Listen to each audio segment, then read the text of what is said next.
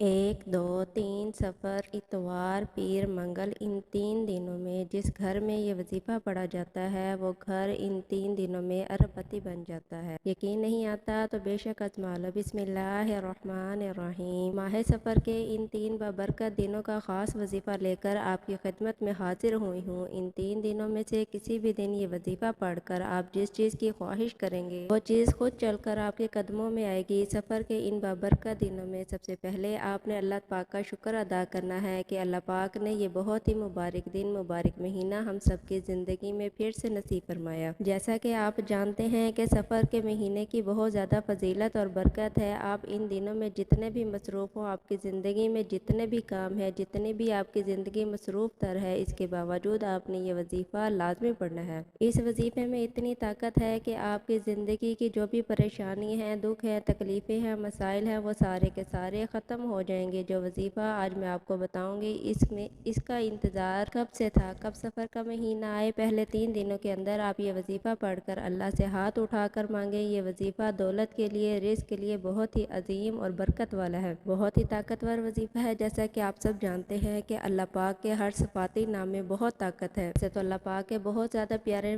प्यारे सिफाती नाम है, लेकिन आज की इस वीडियो में जो नाम मुबारक इसमें आज़म मैं आपको बताऊंगा, आपने सफ़र के पहले इन मुबारक दिनों में इस वजीफ़े को ज़रूर पढ़ना है। इसके बाद देखना मेरा अल्लाह, मेरा परवरदिगार आपको इतना नवाजेगा, इतना नवाजेगा कि आप करोड़ों भी मांगोगे तो मेरा रब अपने फजल करम से आपको अता फरमाएगा। जब भी आप अल्लाह से मांगते हैं तो अल्लाह पाक ज़रूर अता फरमाता है। मैंने अपनी ज़िंदगी में बहुत ज़्यादा मुझसे देखे हैं, कई नामुमकिन काम मुमकिन होते देखे हैं। मेरे अल्लाह की ताकत हर कोई जानता है। मेरा अल्लाह हर चीज़ पर कादिर है। अल्लाह ताला की ज़ात बहुत पावरफुल ज़ात है। वो ज़ात जो करना चाहे कर सकती है। इस ज़ात के लिए कोई काम नामुमकिन नहीं है। मेरा अल्लाह जब कहता है कुन हो जा तो वो हो जाता है। आपकी ज़िंदगी में भी जितने मसाइल हैं, जितनी भी परेशानी हैं, जितनी भी तकलीफ़ें हैं, बस अपने अल्लाह से दुआ मांगा करो, अपने अल्लाह के आगे गिड़गिड़ाया करो, अल्लाह को अपने दुख तकलीफ़ बताया करो। वो एक ही ज़ात है जिसको आप अपने दुख तकलीफ़ें सच्चे दिल के साथ, आजिज़ी के साथ रोकर बताओगे तो आपको इस वक्त दिल ही सुकून महसूस होगा। जब आप अपने सारे मामलात अपने अल्लाह को बता दोगे तो आपको सुकून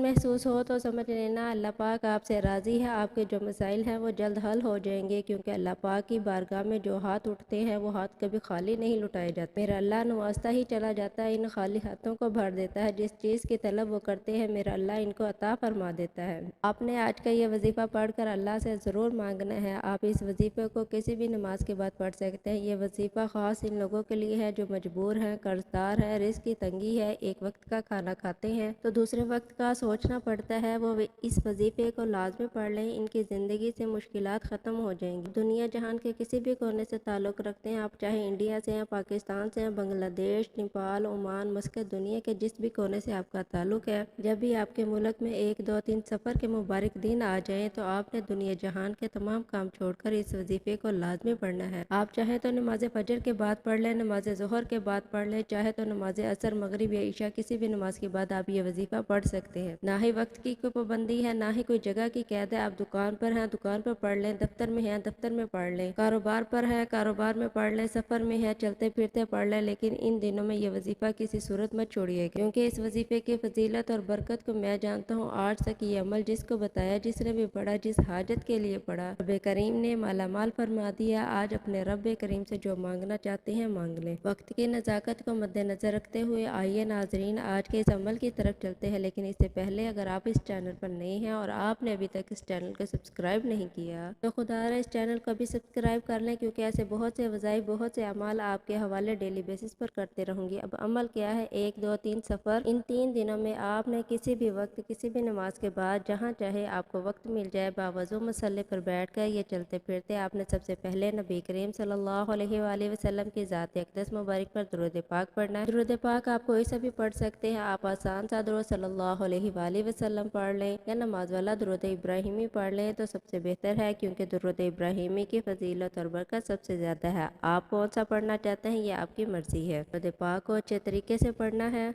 نبی کریم صلی اللہ علیہ وآلہ وسلم کا پاک فرمان کا مفہوم ہے، جو شخص مجھ پر ایک بار درود پڑھتا ہے پاک اس پر 10 رحمتیں نازل فرماتا ہے، اس کے 10 گناہ مٹا دیتا ہے اور اس کے 10 درجات کو بلند کر دیتا ہے۔ اس کے علاوہ درود شریف کثرت سے پڑھا جائے تو پریشانیوں سے نجات ملتی ہے۔ ایک بار ثواب کی نیت سے میرے ساتھ بھی پڑھیے گا۔ اللہم صلی علی محمد وعلی آل محمد کما صلیت علی ابراہیم وعلی آل ابراہیم انک حمید مجید۔ اللہم بارک علی محمد وعلی آل محمد ما بارکت علی ابراہیم وعلی آل ابراہیم انک حمید مجید۔ 3 بار درود پاک پڑھتے ساتھ ہی فوری طور پر آپ نے سب سے پہلے اپنے مقصد کی نیت کرنی ہے۔ ہر انسان کی حاجت الگ ہے، ہر انسان کی خواہش الگ ہے، ہر انسان کا مقصد الگ ہے۔ آپ نیا گھر چاہتے ہیں، گھر مانگ لیں، گاڑی چاہتے ہیں، گاڑی مانگ لیں، من پسند نوکری، شادی، جس کو جو چاہے جیسا چاہے رب کریم سے مانگتے چلے جائیں۔ آج رب کریم سے تھوڑا نہ مانگیے گا، آج رب کریم سے وہ مانگیے گا جو آپ کو ناممکن لگتا ہے۔ آپ کی ناممکن ہر حاجت رب کی صرف ایک ان کی محتاج ہے۔ آپ نے اپنے مقصد کی نیت اپنے الفاظ میں کرنی ہے۔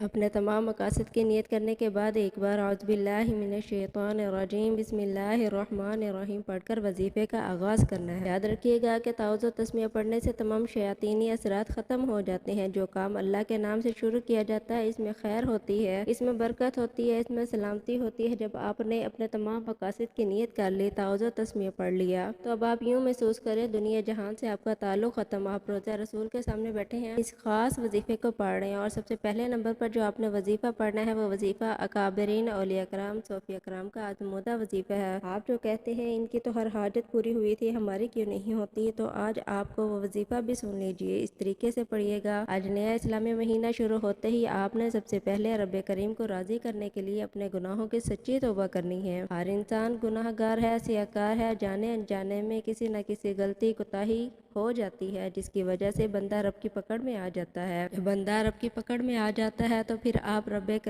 آپ قرآن پاک کی تلاوت کر لیں، تسبیحات پڑھ لیں، نوافل پڑھ لیں، راتوں کو جاگ لیں، حتیٰ کہ تہجد بھی پڑھ لیں، تو آپ کی دعائیں قبول نہیں ہوتی۔ اس لیے اکابرین نے، صوفیاء کرام نے، اولیاء کرام نے جب بھی کوئی وظیفہ پڑھا تو سب سے پہلے رب کریم سے اپنے گناہوں سے تائب ہو کر توبہ کی اور اپنے ہاتھ جوڑ کر اپنے گناہوں کی معافی مانگی۔ جب آپ کے گناہوں کی معافی ہو جاتی ہے، توبہ قبول ہو جاتی ہے، تو انسان ایسے ہو جاتا ہے جیسے ماں کے پیٹ سے ابھی پیدا ہوا ہو۔ سب سے پہلے آپ نے لا حول ولا قوت الا باللہ پڑھ کر اپنے گناہوں کی توبہ کرنی ہے۔ آج لا حول ولا قوت الا باللہ پڑھنے سے آپ کی نسلوں کی توبہ قبول ہو جائے گی۔ لا حول ولا قوت الا باللہ کو آپ نے کیسے پڑھنا ہے، یہ سب سے خاص بات ہے، توجہ کیجئے کہ لا حول ولا قوت الا باللہ ایک بار ہو گیا، لا حول ولا قوت الا باللہ 2 بار ہو گیا، لا حول ولا قوت الا باللہ 3 بار ہو گیا۔ اسی طرح سے آپ ہاتھوں کی انگلیوں پر پڑھ لیں، تسبیح کے دانوں پر پڑھ لیں، آپ نے صرف 11 بار پڑھنے ہیں۔ آپ نے صرف 11 بار لا حول ولا قوت الا باللہ پڑھ کر